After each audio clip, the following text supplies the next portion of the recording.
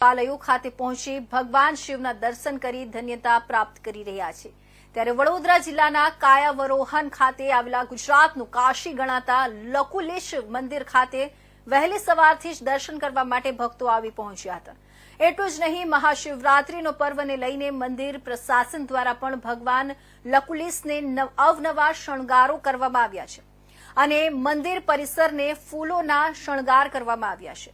દર વર્ષે મહાશિવરાત્રીના પર્વ નિમિત્તે અહીં લાખોની સંખ્યામાં ભક્તો આવતા હોય, જેને પગલે પોલીસ દ્વારા પણ ચુસ્ત બંદોબસ્ત ગોઠવવામાં આવ્યો છે અને ભક્તો સારી રીતે દર્શન કરી શકે તે માટેની તમામ વ્યવસ્થાઓ અહીંયા કરવામાં આવી છે।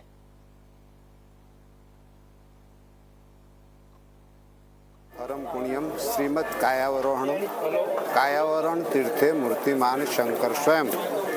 आज महाशिवरात्रिनो पवित्र पर्व है। कायावरण में भगवान शिवजी स्वयं विराजमान है।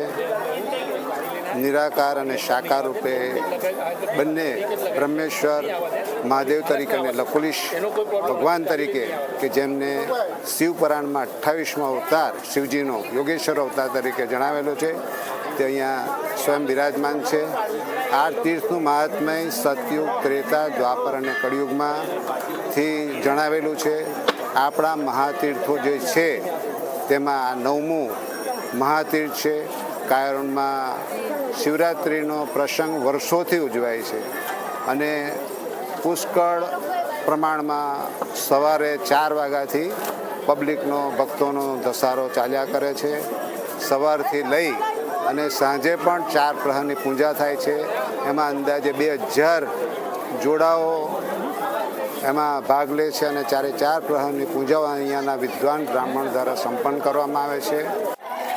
ओम नमः शिवाय।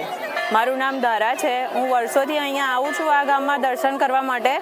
અહીં આગળ શિવરાત્રીનો બહુ મહિમા છે અને આ શંકર ભગવાનનો 28મો અવતાર છે। અહીંયા સાક્ષાત શિવનો વાસ છે એવું માનવામાં આવે છે। બધાની મનોકામના પૂર્ણ થાય છે અને અહીંયા બધી સુવિધા હોય જ છે શિવરાત્રીને રિલેટેડ, પૂજાથી લઈને જમવાનુંથી લઈને ફરાળ બધા ભક્તો માટે। અને રાત્રિ પ્રહર 4 પૂજાનો જે મહિમા છે એની બી વ્યવસ્થા કરવામાં આવે છે અને અહીંયાનું જે ટ્રસ્ટ છે એ દ્વારા બધું આયોજિત કરવામાં આવે છે। એટલે અહીંયા આગળ બધા ભાવિ ભક્તોને કોઈ અગવડ પડે એવી રીતેનું કંઈ હોતું નથી। અહીંયા આયોજન બધી રીતે સારી રીતે જ હોય। તો